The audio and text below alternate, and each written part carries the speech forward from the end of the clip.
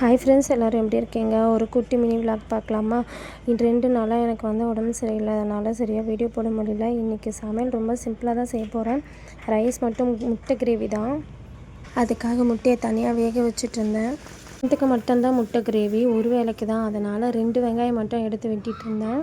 முட்டை கிரேவி 2 விதமாக செய்யலாம். முட்டையை உடச்சி ஊற்றியும் செய்யலாம், முட்டையை தனியாக வேக வச்சு சேர்த்தும் செய்யலாம். ரெண்டுமே சாதத்துக்கு சாப்பிடும்போது சூப்பராக இருக்கும். ரைஸ் நான் செஞ்சு முடிச்சிட்டேன். இப்போ அந்த கிரேவிக்கு தேவையானதெல்லாம் வெட்டி வச்சுட்டு கிரேவியை ரெடி பண்ண ஆரம்பிச்சிட்டேன். இன்றைக்கும் எனக்கு உடம்பு முடியல. இருந்தாலும் எத்தனை நாள் தான் நம்ம கஞ்சும் இல்லை ஹோட்டலும் சாப்பிட முடியும்? அது சாப்பிட்றது நமக்கு ஒரு நாள் போல் ஒரு நாள் இருக்காது, பசங்களுக்கும் ஒத்துக்காது. நான் ஒரு நாள் வேலை செய்யலை. எனக்கு சிங்கில் எவ்வளோ பாத்திரம் சேர்ந்துருக்கு பாருங்களேன். இதுவே நான் பாதி வேலைக்கு போட்டுட்டேன். அதுக்கப்புறம் நான் சமையல் பண்ணிகிட்டே பாத்திரத்தையும் ஃபுல்லாக வாஷ் பண்ணிடலான்னு வாஷ் பண்ணிகிட்டு இருந்தேன். இல்லைன்னு வச்சுக்கோங்களேன், எனக்கு அதுவே சேர்ந்துடும். வேலையுமே எனக்கு செய்ய தோணாது. அதுவே பாத்திரம் இருக்கேன்னு ஞாபகம் வந்துக்கிட்டே இருக்கும். எப்போவுமே பார்த்திங்கன்னா, நான் சமையல் பண்ணும்போது சமையல் ஒரு பக்கம் நடந்துகிட்ருக்கோம், ஒரு பக்கம் சிங்கில் இருக்க பாத்திரத்தெல்லாம் வாஷ் பண்ணிடுவேன்.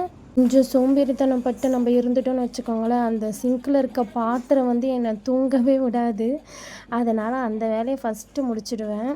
ஃபைனலாக பார்த்திங்கன்னா, நமக்கு முட்டை கிரேவி ரெடி ஆகிடுச்சு. கொஞ்சமாக ரைஸ் எடுத்திருக்கேன், கொஞ்சமாக கிரேவி ஊற்றிட்டு இந்த கிரேவிக்கு சைடிஷ் பார்த்திங்கன்னா அதில் இருக்க முட்டை தான். இப்போ நம்ம டேஸ்ட் பண்ணி பார்த்துடலாம். ஒரு நாள் ஃபுல்லாக கஞ்சி தான். இன்றைக்கி காரசாரமாக முட்டை கிரேவி செம்ம டேஸ்ட்டாக இருக்குது. என்னோடய வீடியோ பிடிச்சா லைக் பண்ணுங்கள், ஷேர் பண்ணுங்கள், மறக்காமல் சப்ஸ்கிரைப் பண்ணுங்கள். நெக்ஸ்ட் ஒரு சூப்பரான வீடியோவில் பார்க்கலாம். பாய்.